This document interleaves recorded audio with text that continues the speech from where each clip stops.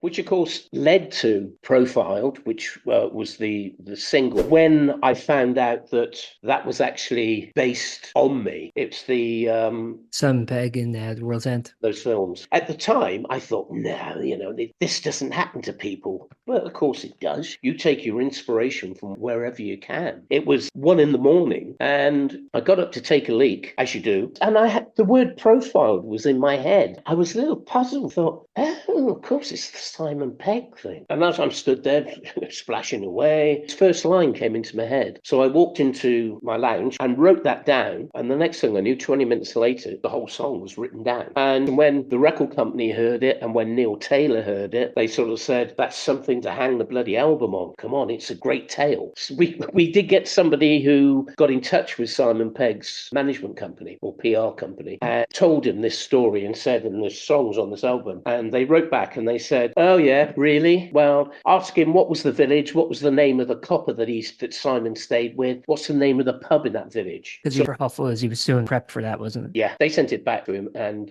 we never heard of them again. Oh, really? I like that you just verify everything and just like, But, people said to me, what was my feeling? And what I wrote about was the dichotomy or the opposing emotions you get. On the one hand, thinking, well, my life, yeah. On the other hand, you're making me look like a complete jerk, you bastard. yeah. And I was a bit like that all the way through until I heard him being interviewed and people were asking him if he was going to do a fourth part of the trilogy. And he said, no, I don't think that's going to happen. And they were talking to him and said, well, who's your favourite character out of all the three films? And he said, I've really got a soft place for Gary King. Because through it all, yeah, he's a man-child. Yeah, he's Arrested Development Rick Big. But all in all, he's a good bloke. He's a nice chap. So, oh, all right then. Let you off.